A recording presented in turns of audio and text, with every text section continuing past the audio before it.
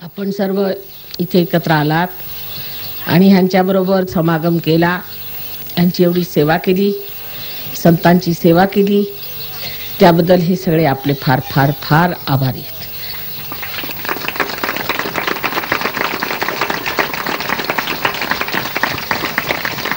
फार मेहनत केली आपण, त्याबद्दल किती आभार द्यावे ते समजत नाही. पण तुमच्यासाठी हे लोक फोटोज आणखीन काय काय घेऊन आले आहेत ते नंतर पूजेनंतर आम्ही सगळ्यांना देऊ. दुसरं म्हणजे असं आहे की काल जे प्रोग्राममध्ये गाणं म्हटलं, आणखीन त्याशिवाय जे डान्स वगैरे केले, त्यांनी फार ह्या लोकांना आनंद झाला आणि त्याबद्दल सुद्धा त्यांनी सांगितलं आहे की माताजी तुम्ही आमच्यातर्फे त्यांना मराठी भाषेमध्ये त्यांचे आभार माना.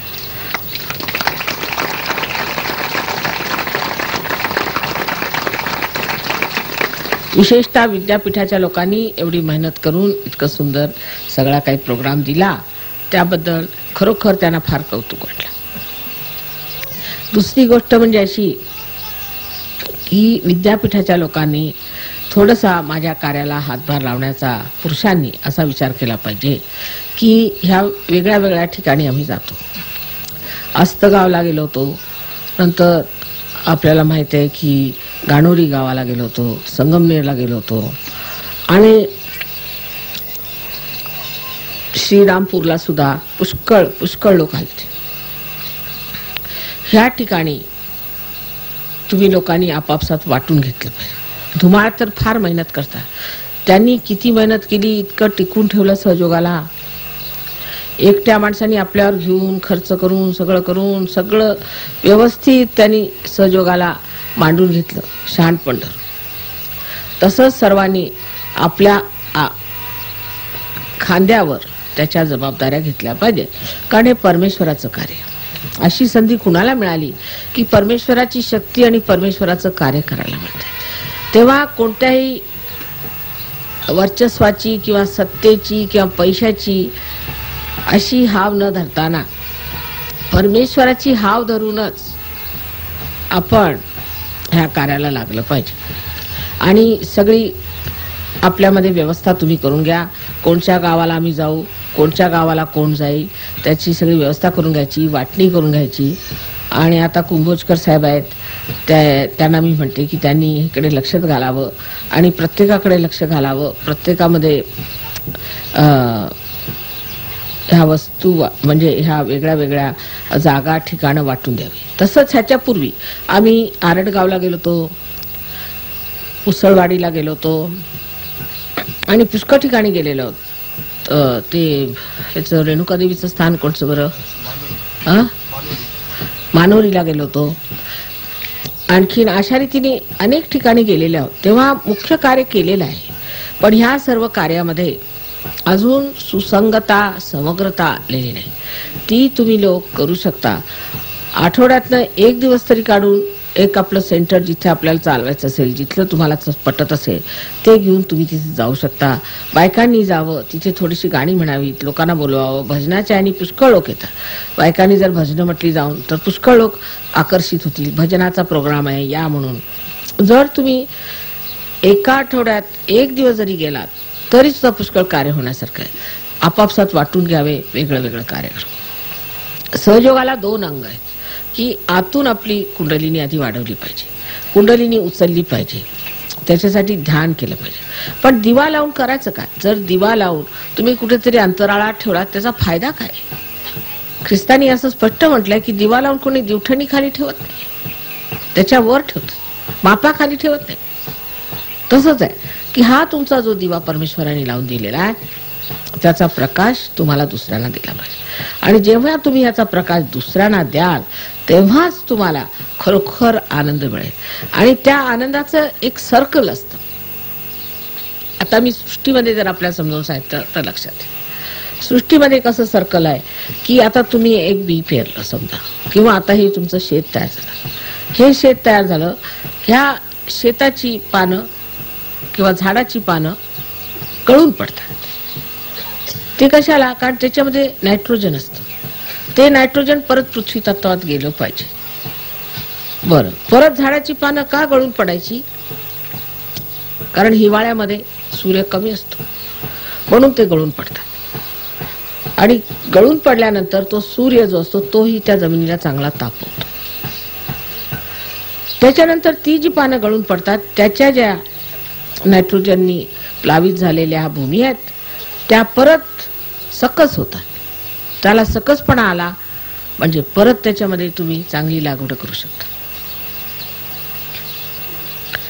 तसंच सहयोगाचं आहे की तुम्ही आपल्यामध्ये आधी शक्ती संचय केला आणि आपली शक्ती वाढवून घेतली, तुमच्यामध्ये शक्ती आली, त्याने तुम्ही स्वतःला उत्तम करून घेतलं, तुमच्यामध्ये सवयी सुटल्या, तुम्ही अगदी स्वतःचे कर्णधार झाले. त्याच्यानंतर मग दुसऱ्यांना दिलं की ते जे दिलेलं आहे ते परत आपल्याला मिळतं. जसे समुद्रातनं ढग उठून आकाशात जातात, एवढी मेहनत कशाला? ते सगळ्या जगाला पाणी देतात आणि त्याच्यानंतर नद्यात वाहून परत त्या समुद्रात येतात. तसंच आहे, जे तुम्ही देता ते सगळ्यांचं भलं करून जसंच्या तसं परत तुम्हाला मिळतं. आणि त्याचा जो आनंद आहे ते बघण्याचं ते दृश्य म्हणजे ते तुमचं व्यक्तित्वच आहे. तुम्ही जे करता त्याचं बाहेर व्यक्तित्व दिसतंय की तुम्ही हे काय भलं केलं ते तुम्हाला दिसणार कसं? हा तुमचा जसा काही आरसा आहे, तुमच्या जीवनाचा आरसा आहे की तुम्ही कसं बाहेर ते केलेलं आहे. पण त्यात मुख्य म्हणजे सुज्ञपणा पाहिजे. मी काहीतरी शिष्ट आहे, मी काहीतरी चिडचिड करू शकते, मी काहीतरी बोलू शकते, किंवा माझ्यामध्ये काहीतरी विशेष एक वक्तृत्व आहे, किंवा माझ्यामध्ये फार पांडित्य आहे, किंवा मला फार काहीतरी जास्त येतं, मला कलाकार आहे, काही पण अशी कल्पना असली की काही होणार. मी फक्त एक सहयोगी आणि परमेश्वराच्या मी कार्यालयाला निघालो, मला वेळ नाही इतर गोष्टी करण्याला, मी परमेश्वराच्या कार्यालयाला निघालो, हे परमेश्वराचं कार्य मी करत आहे, ते सगळ्यात महत्वाचं कार्य, त्या पलीकडे काहीच महत्वाचं नाही असं ठरवून जर तुम्ही निघाला आणि त्या समजूतदारपणाने जर तुम्ही स्वतःचं चित्र कसं बनवायचं बा उत्तम बनलं पाहिजे, काय दोष नसलं. स्वतःकडे बघत राहायचं सारखं. आरशात आपण बघतो काय कुठे काही लागलं तर नाही इकडे तिकडे, तसं बघत राहायचं की कुठे काय झालं तर नाही, आम्हाला कुठे काय लागलं तर नाही, आम्ही कुठे स्वार्थ तर करत नाही, कुठे स्वतःला चुकवत तर नाही. म्हणजे दुटप्पी पणा करून सहयोग चालत नाही. I'm just telling them, with hypocrisy, with a double standard, you cannot manage such. You cannot cheat yourself. You cannot cheat others. Cheating is not allowed. If you do cheating, you will cheat your Kundalini. Kundalini knows everything.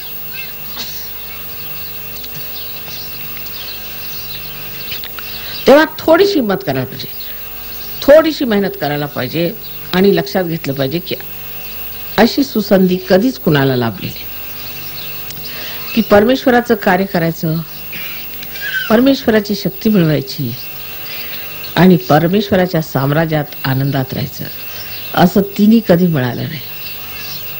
परमेश्वराला लोक 3 गोष्टी मागतात.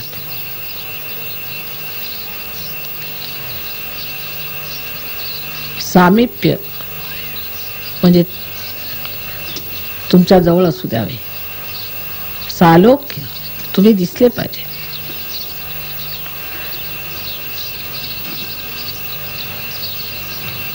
आणि तुमचा सहवास घडला पाहिजे.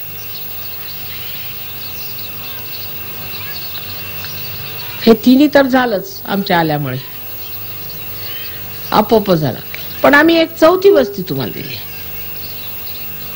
एक फार महत्वाची चौथी वस्तू आम्ही तुम्हाला दिलेली, ते म्हणजे तादात्म्य. आमच्या हृदयात आम्ही बसून घेतलंय तुम्हाला. काही काही सहयोगी इतके चांगले आहेत की त्यांच्या नुसता विचार मनात आला की आनंदाच्या नुसते मला असं वाटतं की सागरात मी पोहायला लागले. आणि काही काही सहयोगी इतके आहेत की विचारच नको रे बाबा त्यांचा, असं वाटतं. तेव्हा या 4ही गोष्टी तुम्हाला सहयोगात मिळाल्या, त्या कोणालाही मिळाल्या नाही. कोणाला सालोक्य मिळालं, कोणाला सामिप्य मिळालं, कोणाला सान्निध्य मिळालं, पण तादात्म्य फार कमी लोकांना. ज्यांना तादात्म्य मिळालं त्यांना पहिले 3 वस्तू मिळाल्याच नाहीत, नुसतं तादात्म्य मिळालं. त्यांनी परमेश्वराला कधी पाहिलं नाही, त्याच्या समीप आले नाही आणि त्याचा सहवास मिळाला नाही. फक्त त्यांनी तादात्म्यातच सगळं मिळवून घेतलेलं होतं. पण आता हे सगळं तुम्हाला मिळाल्यानंतर केवढी उन्नती व्हायला पाहिजे आपली. पण त्या लोकांची गोष्ट अशी होती की ते हजारो वर्षापासून परमेश्वराला शोधतच होते. सुखरूत फार होती आणि तुमची पुण्याई असलीच पाहिजे म्हणा, त्याशिवाय होणार नाही. पण ह्या जन्मात आता आपण पुण्य केलं पाहिजे. पूर्वजन्मात आपण जी कर्म केली त्याच्यामुळे आपल्याला त्रास झालेले, ही गोष्ट खरी, कबूल. आम्ही पूर्वजन्मात जर चांगले वागलो असतो तर आम्हाला एवढा त्रास झाला नसता. पण आता ह्या जन्मात आणखी मूर्खपणा केला तर पुढल्या जन्मात काय होणार आहे की साक्षात तुम्हाला आदिशक्तीने सगळं दिल्यावर सुद्धा तुम्ही असे मूर्खपणाने वागले तर पुढल्या जन्मात तुमचं काय होणार आहे ते मला चित्र दिसत नाही. कारण इतकं भेसूर आहे ते काय होणार. कारण असं कधी झालं नाही, इतकं कधी परमेश्वराने दिलंच नाही, इतकं कधी कोणी मिळवलंच नाही. आणि ह्यावरही तुम्ही अशा रीतीने वागले तर काय होणार ते मला चित्र समजत नाही, म्हणजे लक्षातच येत नाही कसं बघायचं ते, कारण तसं कधी झालंच नाही.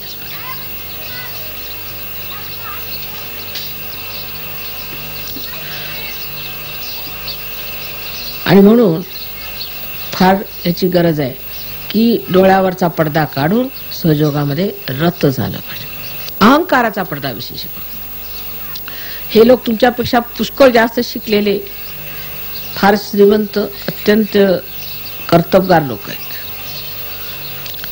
पण त्यांच्या लक्षात येतं आणि तुमच्या येत नाही, कारण बुद्धीला तीव्रता नाही, शुद्धता नाही. शुद्ध बुद्धी असायला पाहिजे, बुद्धी शुद्ध असायला पाहिजे. बुद्धी उलटीकडे का जाते, कारण शुद्ध नाही, शुद्ध बुद्धी पाहिजे.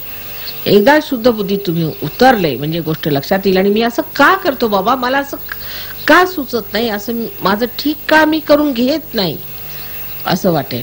आणि मग लगेच तुम्हाला ती शक्ती येईल आणि स्वतःला तुम्ही उत्तमोत्तम करून घ्या.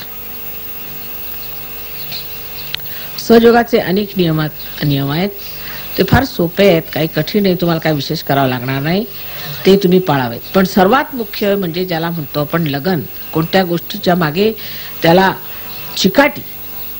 पण चिकाटी शब्दामध्ये थोडस तरी असं वाटतं की जरासा त्रास आहे. पण लगन शब्द असा सुंदर आहे की त्याला लागले आता. तेव्हा आपल्याला स्वच्छ ठेवलं पाहिजे, रोज ध्यान केलं पाहिजे. आणि आपण आज ध्यान केलं ह्याचं आपण दुसऱ्यांना काय दिलं, परमेश्वराने हा मेवा दिला सुखाचा, आपण दुसऱ्याला काय दिलं असा विचार केला पाहिजे. कोणाही जवळ आपले मोठे मोठे साधू संत झाले, कुणी श्रीमंत नव्हते, अवतार सोडा, पण बाकी साधू संतांजवळ कुठे एवढे पैसे होते. पण सगळ्यांनी केवढं दान देऊन ठेवलेलं आहे आणि मागितलं काहीच नाही देवाकडनं. तसंच आपण झालं पाहिजे. थोडंसं अंगाला तस होतो, कधी त्रास होतो, काही होतं, काय हरकत आहे, देवाचं काम करतोय हो. देवाच्या कामासाठी लोकांनी किती आलापेष्टा उचलल्या. आणि आता सगळं माहीत असून सगळं समजून आपण नाही केलं तर आपलं काय होणार आहे, मला ते समजतच नाही काय होणार आहे. त्यामुळे अजून त्याचं चित्र रेखाटू शकत नाही, म्हणजे भयंकरच प्रकार होणार आहे तो, असं दिसतंय मला. तेव्हा कृपा करून सगळ्यांनी ही गोष्ट लक्षात ठेवावी. ध्यान धारणा रोज करायची, मुलांना करायला लावायचं आणि स्वतःची प्रगती करून घ्यायची आणि सन्मार्गात राहायचं. सहयोगामध्ये आम्ही कोणताही धर्म, जाती, कसलाच भेद मानत नाही आणि म्हणून कोणत्याही धर्म, जाती भेदाला मान्यता द्यायची नाही. जर तुम्ही दिली तर ती चुकीची गोष्ट आहे, कोणत्याच नाही. आता ठीक आहे, तुमच्या मुलीची लग्न तुमच्या जातीचं करायची असली तर करा, पण जर नाही झाली तर बाहेर करायला काय हरकत आहे. म्हणजे तुमची जाती बाह्य नाही आहे, पण त्याबद्दल आपले विचार विशाल केले पाहिजेत. आपण विश्व प्रेमात आलेले आहेत, विश्व धर्मात आले आहोत. आपले जोपर्यंत असे प्रगल्भ विचार होणार नाही तेव्हा कोणत्या विचारांनी मनुष्य सहयोग करू शकत नाही. हे विचार आगरकरांनी, टिळकांनी किती वर्षापूर्वी आपल्या पुढे मांडले होते, पण आज सहयोगामध्ये हे साकार होणार आहे. कितीतरी गोष्टी, सामाजिक गोष्टी, आपल्या देशातल्या राजकीय गोष्टी, तशाच आपल्या आर्थिक गोष्टी, ह्या सर्व आपण ठीक करू शकतो जर आपले विचार प्रगल्भ झाले, आपण खरोखर थोर झालो. त्या मुलाला इकडे बसवा, मुलाचं ठीक नाही, इकडे बसा. जिभा वगैरे दाखवायच्या नसतात. मुलांना शिस्त लावा, मुलांच्या शिस्ती बघायला पाहिजे. वागता येत नाही म्हणजे कसं वागता येत.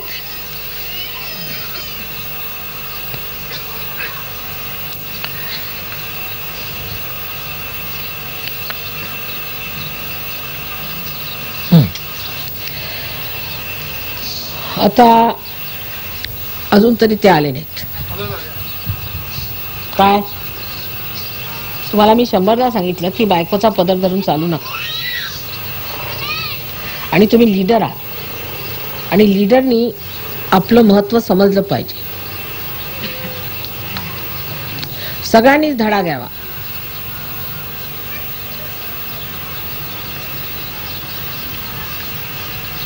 Leaders should never make importance of their wife or their husband. Not at all. Otherwise you'll ruin us completely. Or we might have to take out a rule that nobody who has a wife or a husband is going to be a leader. One of the two things. Or children. It's terrible it is sometimes. See now, किती आता यांना जायचंय आक्रोशला. तुझी वाट बघून बघून आम्ही थकलो. चला या पुढे. आणि बकरे तुम्ही पुढे यायला कशाला घातलं? तुमचं काय महत्व होतं? तुम्ही आपल्या बायकोसाठी, तुम्ही दोघांनी पुढे यायचं. शेवलेकरांनी तुम्हाला सांगितलं या, ते यायचं की नाही?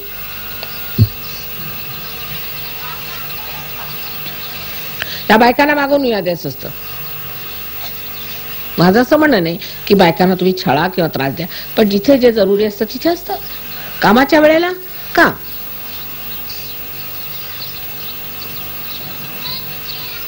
आणि या बायकांनी सुद्धा समजलं पाहिजे. या बायकांचं पण फार चुकतं की नवऱ्याला प्रत्येक गोष्टीमध्ये नाडायचं. फार चुकतं इथल्या बायकांचं. हे अर्धवटपणामुळे होतं. तुम्हाला आश्चर्य वाटेल, मी आमच्या साहेबांना कधीही ऑफिसमध्ये फोन करत नाही, कधीही त्यांची गाडी वापरत नाही, कधीही त्यांच्या सेक्रेटरीला मी काही काम सांगत नाही, कधीही आजपर्यंत. म्हणजे त्या रेकॉर्ड आहे, तुम्ही विचारून घ्या त्यांना. आणि एकदा फक्त आम्ही ह्याला गेलो होतो ऑस्ट्रियाला आणि मला जर्मनीला जायचं होतं. तर तिथले अम्बॅसेडर कोण आहेत ते मी विचारलं. म्हटलं विचारते साहेबांना तुमच्या ओळखीचे आहेत का म्हणून. त्याच्यासाठी मी फोन केला तर ते धापा टाकत 3 माळे चढून वर आले. एक्सकेलेटर सुद्धा घेतलं नाही. आणि 5 मिनिटं ते हेच म्हणे, तू बरी आहेस का, काय झालं तुला, ऍक्सिडेंट झाला का, अमुक. अरे म्हटलं ठीक आहे बाबा, ऐकून तर घ्या. कारण मी फोनच करत नाही, मेले तरी करणार नाही. त्यांना माहिती आहे तेव्हा काहीतरी असलं पाहिजे असं वाटलं. कधी म्हणून कोणत्याच गोष्टीला ते बाहेर निघाले, काही गाण्याचं तुझ्यासाठी. म्हटलं काही आणायचं नाही, तू सरळ आपल्या घरी या, मला काही. त्यांच्या कामात नेहमी मदत करायची. आणि कधीही तुम्ही विचारून घ्या त्यांना, कधीही त्यांच्याकडनं एका पैशाची तक्रार नाही. त्यांनी संसार चालतो जगामध्ये. पण सारखं टुमणं लावत राहायचं, माझं हे असं, माझं काय झालं. त्या बायकांना कोण पळून नेणार आहे काय एकट्या याला?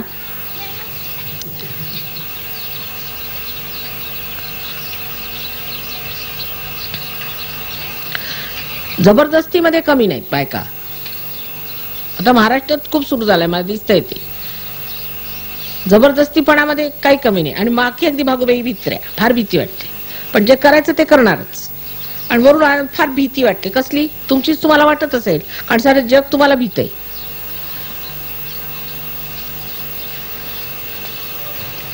नवऱ्याला डॉमिनेट नाही करायचं, सहयोगात अलाउड नाही.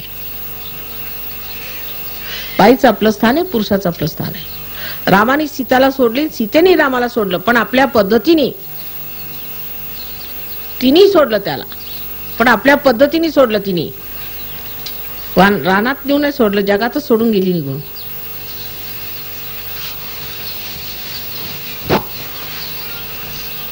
तुम्हाला अजून आपली पद्धत माहिती नाही, शक्तीची पद्धत काय असते ते शिकलं पाहिजे.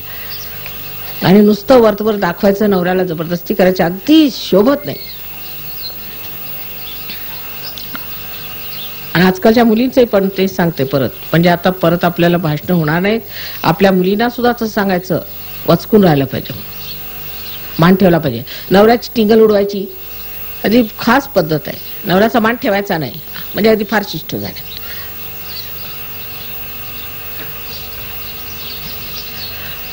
नवऱ्यापासूनच आपल्याला घरामध्ये पॉवर येते, शक्ती येते. जसं प्राईम मिनिस्टर आहे आणि त्याचा डेप्युटी मिनिस्टर आहे. तो जर प्राईम मिनिस्टर समोर बोलला तर शोभेल का त्याला? असं झालं होतं एकदा, सांगते तुम्हाला कारण आता वेळ आली म्हणून. एकदा मी लंडनला होते, हे वाजपेयी साहेब परराष्ट्र मंत्री होते. मला काय माहित कोण वाजपेयी नाही कोण. तर त्यांनी आम्हाला जेवायला बोलवलं तिथे, प्राईम मिनिस्टर नाही. तर आम्ही गेलो होतो. आपले प्राईम मिनिस्टर होते मोरारजीभाई. त्या सांगितलं की दारू बिरू काय वाटायची नाही, केलं पाहिजे. ह्या लोकांना दारूची सवय आहे तर दारू दिलीच पाहिजे. तर मला काय माहिती परराष्ट्र मंत्री काय. मी म्हटलं का हो, आपल्या हे लोक आपलं आपण त्यांना दारू दिली पाहिजे, सगळं दिलं पाहिजे. ते आपलं काही करतात का? आपल्या ताटावर बसून जेवतात का? आपल्या देशात आले तर कशाला एवढी गुलामी करायची? मला काय माहित, हा परराष्ट्र मंत्री साहेबांनी परत दिवसलं पण अगं हा वाजपेयी, म्हटलं जाऊ दे, त्याला मीन स्पाईस करून टाकलं मी.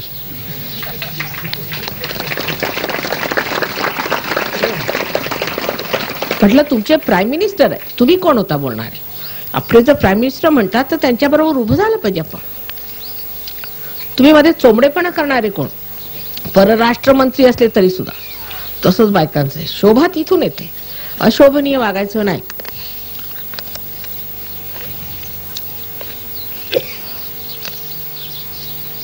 फार त्याचे अनुभव आलेत, फार आश्चर्य वाटतं मला.